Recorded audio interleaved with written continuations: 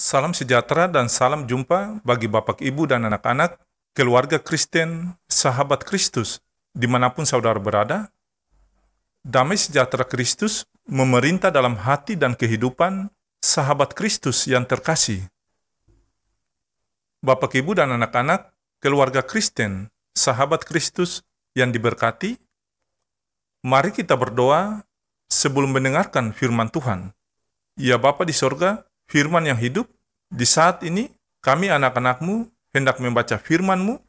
Kami mohon ya Roh Kudus, berilah pencerahan bagi kami, agar saat kami membaca firman-Mu, kami dapat mengerti kebenaran firman-Mu dan dapat melakukannya dalam kehidupan kami. Amin.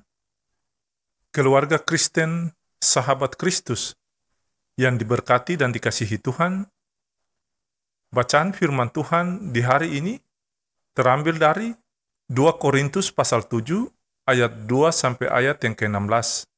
Demikian bunyi firman Tuhan. Berilah tempat bagi kami di dalam hati kamu. Kami tidak pernah berbuat salah terhadap seorang pun, tidak seorang pun yang kami rugikan, dan tidak dari seorang pun yang kami cari untung.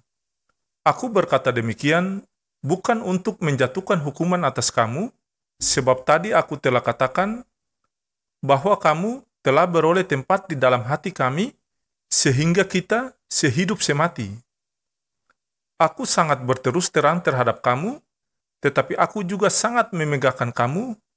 Dalam segala penderitaan kami, aku sangat terhibur dan sukacitaku melimpah-limpah.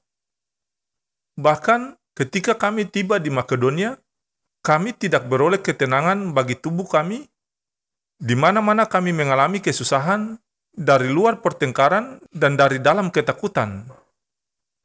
Tetapi Allah yang menghiburkan orang yang rendah hati, telah menghiburkan kami dengan kedatangan Titus. Bukan hanya oleh kedatangannya saja, tetapi juga oleh penghiburan yang dinikmatinya di tengah-tengah kamu, karena ia telah memberitahukan kepada kami tentang kerinduanmu, keluhanmu, kesungguhanmu, untuk membela kami, sehingga makin bertambahlah sukacitaku. Jadi, meskipun aku telah menyedihkan hatimu dengan suratku ini, namun aku tidak menyesalkannya.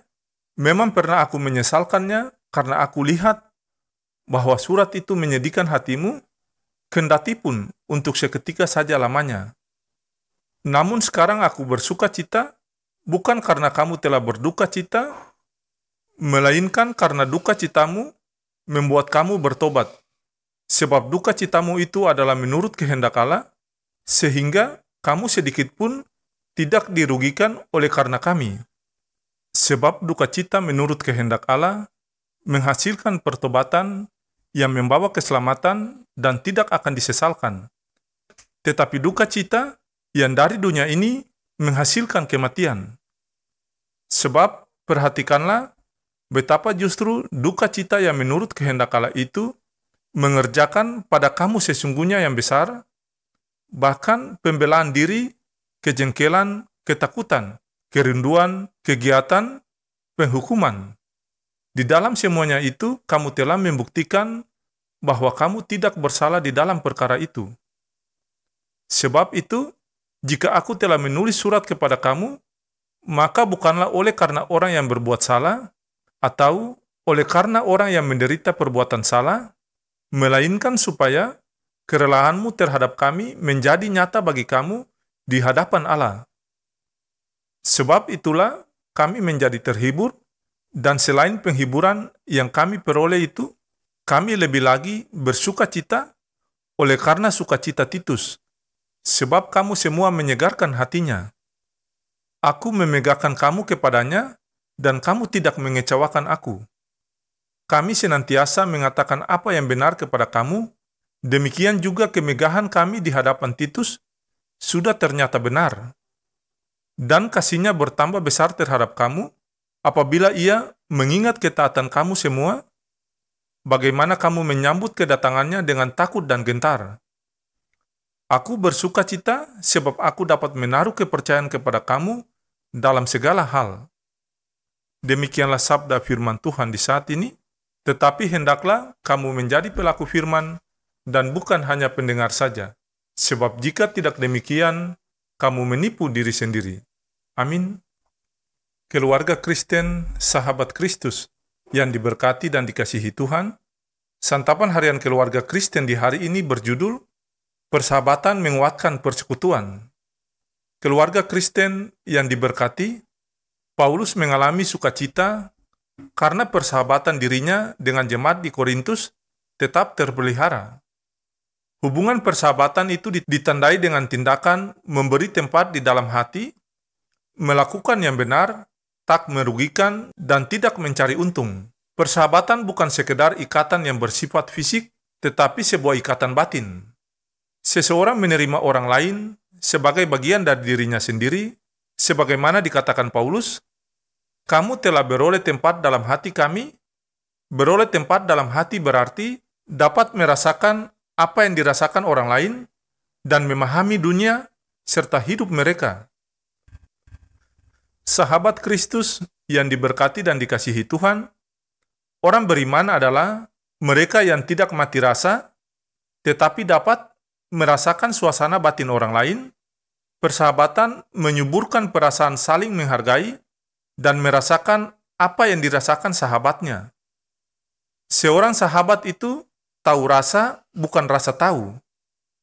Ia tahu merasakan susah, karena itu tidak menjadi penyebab atau menambah kesusahan sahabatnya.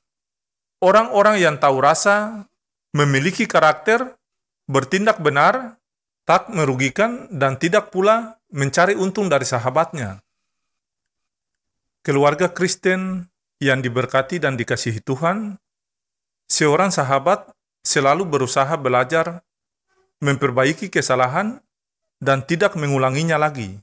Kesalahan dijadikan kesempatan untuk berusaha menjadi manusia yang lebih baik, menjadi manusia yang berkarakter.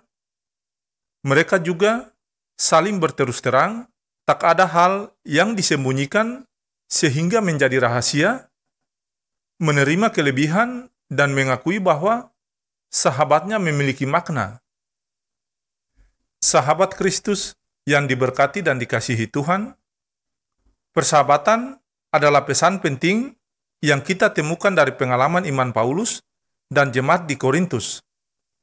Hendaklah kita sebagai orang percaya menjalani hidup sebagai orang beriman dengan semangat persahabatan. Hidup yang dijalani dengan semangat persahabatan pasti menguatkan persekutuan. Sebagai orang beriman, bila persekutuan menjadi kuat, maka sukacita pasti dialami. Ya Tuhan, Allah kami yang hidup yang berkuasa, mampukan kami untuk mengupayakan dan memelihara persahabatan agar persekutuan kami tetap menjadi kuat.